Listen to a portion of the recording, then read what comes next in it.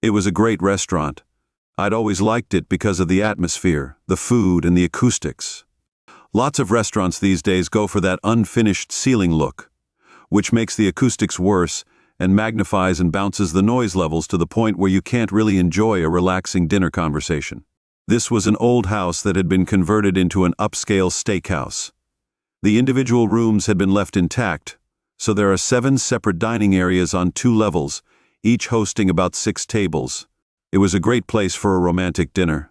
Unfortunately, tonight wasn't a romantic dinner. I was having dinner with my wife, Sarah. We were seated at a table in one of the lower-level dining rooms. She was fidgeting, rarely looking at me. She seemed nervous and frightened, but I could also see determination. I had barely spoken a word since arriving. I'd only ordered drinks and a single malt on the rocks while I looked over the menu, trying to decide between the black fillet or the beef tenderloin tornadoes in a Bordeaux sauce. I looked at my wife and took another sip. She was still a physically beautiful woman, smart and successful. Until recently I would have died for her, but I had no passion left for her anymore. She wasn't aware of the change in my attitude, but I would ruin her plans for this evening with that tidbit of news among others. John, that's me, John Archer, 49 years old, and a reasonably successful software account executive. I've been married to the same person for 28 years. Now I'm sitting opposite her. Sarah, I wanted to talk to you about something. Oh, good, John. I was hoping you'd call. I hope my attitude will help you relax and get you to. I finally told her what she wanted to know. Thank you for your sarcasm, John. It's always made me like you. Thank you, Sarah. I wasn't being stubborn. I just didn't elaborate. I held her gaze, taking another pull on my scotch until she looked off to the left and watched our waiter approach. I didn't wait for the lady to order first as I normally would have. Instead, as he gained the table, I handed him my menu and ordered the blackberry fillet with a Spanish rice. Sarah seemed a little uncomfortable by my obvious disregard for gentility. She scanned her menu quickly before deciding on a salad. Who orders a salad at an award-winning steakhouse? John, I've been thinking a lot lately about us, and I wanted to discuss my thoughts with you. There's a big difference between late and too late. Excuse me, Sarah said. You were always willing to holler down the rain. Sigh. You were always willing to holler down the rain, Sarah said. So, I thought I'd talk to you about Sarah. Well, there's no easy way to say this. I slowly rotated my glass, whisking the condensation up and away with my thumb and finger on either side of the glass as I turned it. So, I thought I'd just come out with it. She wants to try a period of separation. Nothing permanent, John. Just an opportunity for her to explore her thoughts further. She'll get in apart. No. She suddenly looked directly at me, shocked. A whisper of her blonde hair falling in her face as she jerked her head up too quickly for it to remain contained. Excuse me. What do you mean in no? A separation would be good for us. It would help me fall back in love with you. Sarah, I don't want you to fall back in love with me. I want a separation so I can explore things with my replacement. So, which came first? The falling out of love with me or the permission you gave yourself to look for my replacement? What are you talking about, John? I haven't replaced you and I'm not looking to replace you. I think our marriage has been stale. So I think some time apart would help us figure out how to fix that and get back to where we were. The marriage has been stale for a while now, and I've been trying to change that for about 2 years. Unfortunately, there was only one person working on this marriage until recently, and now there are 3. Those 3 have been working at cross purposes. I raised my hand to foreall the objection I saw coming. You've replaced me, Sarah. You've cheated on me. And now you want me to accept an arrangement where you can explore that relationship further. You want to separate to explore your Sarah. I want to be clear that I'm talking about your relationship with Dan, not your relationship with me. I'm not going to allow you to do that. She was angry now, twisting her napkin in her hands and glaring at me, and she quietly hissed, "You're wrong. I have not cheated on you with Dan, and he is not your replacement." What do you mean to say, Sarah? Is it that you have not yet slept with Dan, but you most definitely have cheated on me with him, and you have replaced me with him? She looked uncomfortable. Keep your voice down, John. There is no need to broadcast. I'd like to understand why, Sarah, but you already have.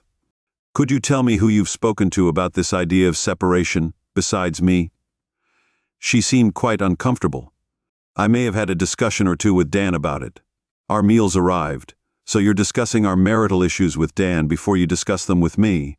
Is this not cheating me? I'd like to understand your decision-making process for our marriage. Have you discussed it with me? I'd like to know what you've decided. Dan John has had more input into my marriage than I have. She was silent and seething as our dishes were placed in front of us. I winked at the young female server, who looked a little uncomfortable. Sarah hissed at me, "You make it sound so sordid." John, Dan is a friend, a willing listener, and a sounding board. He has been nothing but kind, considerate, and helpful. He is someone I can count on. He understands me, appreciates me, and doesn't judge me. Our waiter arrived to check on our well-being. "Sarah, you're insulting my intelligence, our marriage, and our past.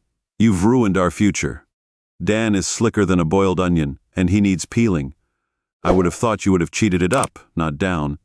"Thank you. Our meal looks wonderful." I agreed that it had been cooked as I had requested.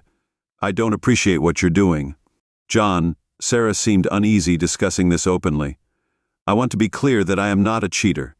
I have not cheated, and you are mistaken about Dan. In fact, I think you'd really like him. He's a lot like you in many ways. John, I'm glad you see Dan and I as similar. Sarah, you'll never know the comfort I get from that. I think you've lost your mind. For the record, Dan and I are very different in all the ways that matter. I wouldn't dream of getting involved in other people's marriages just to cause problems. I don't mess around with other men's wives, and I certainly won't play his games. You've been unfaithful to me, Sarah. You go to Dan with your problems and triumphs. You discuss our personal lives with him. You seek his advice, company, and companionship. All things you've stopped sharing with me. You're a witch who hasn't spread her legs yet. You make me sick." I glared at her shocked expression, and I took a bite of my fillet and chewed it appreciatively, then put my fork down and took a sip of water. I looked up at Sarah, who was regarding me thoughtfully. It was clear that this news had hurt me, John. "I didn't intend to hurt you, really." "Sarah, you are one bubble off," I said. "You knew full well that cheating on me would hurt me, which is why you kept it a secret. You didn't intend to hurt me. Well, you didn't intentionally try to keep me from harm either." I pushed my plate away. I pulled out my wallet and dropped $200 on the table as I stood up. I downed the rest of my scotch and looked down at Sarah. "I'm not going to let us split up," I said. "Sarah, I've filed for divorce." Epilogue: we did end up getting divorced. Sarah fought it hard, requesting counseling in ridiculous terms. She refused to sign the divorce papers or Bahrain in good faith, demanding that I meet with her to discuss our marriage. I refused. I told her I would speak with her after. The divorce was final, and I had no desire to be contentious so that we could be civil around our kids and grandkids. I wanted a divorce, and eventually I got it. We split everything right down the middle, and I walked away. Sarah sent me a nasty note demanding to know why I had just given up on our marriage and hadn't fought for her. How do you respond to that level of crazy? In response, I sent her a private picture of her with Dan. She'd kindly sent me the picture 3 days after I walked out of the restaurant. She hadn't yet slept with Dan when we had our dinner date. It took 2 whole days after our date. I never heard back from her on that subject. I don't date much. I'm no Casanova. As long as I get my ashes hauled every now and again, I prefer my own company or the company of my kids, grandkids, and close friends. My kids sided with Sarah initially. They didn't. I wanted to understand what Sarah did that was so wrong. I felt like I had failed as a father. I explained my position to them. I asked them if their spouse had clearly stopped loving them and started a relationship with someone else, would they be accepting? Would they accept a separation so their errant spouse could explore the adulterous relationship without the guilt or inconvenience a spouse was likely to provide? Well, I couldn't. I wouldn't. Sarah had refused any serious attempt at trying to resolve our marital issues. Rather than discuss them with me, she found someone else to confide in and plot the future of my marriage with. That was simply unacceptable. In the end, my kids understood, and our relationship improved, while their relationship with their mother soured slightly. Sarah and I are both less happy and happier simultaneously. We're less happy because we're alone, but we're more happy because we managed to navigate away from each other and move forward independently. We did. Sarah remarried, and she got divorced again within 2 years of our divorce. She and Dan didn't marry and never slept together other than that one time. I don't know or care why. I never remarried. I took an early retirement and moved to the country, where I still live. I'm happy not to have to waste energy on a woman who doesn't deserve or want it, but I do miss the woman I married, and what I thought we might share together. I mourned the loss of that, as I celebrated escaping a loveless marriage to a woman I no longer. We had many good years together, but things fizzled out and Sarah checked out. I ended the marriage, but she was the one who left. Marriage, divorce, and life in general are all hard. What do you think about this? Thanks for joining us in our stories where revenge is served hot. Please consider subscribing to our channel to ensure your next chef remains loyal. Tune in for the next one to get your revenge appetite fulfilled.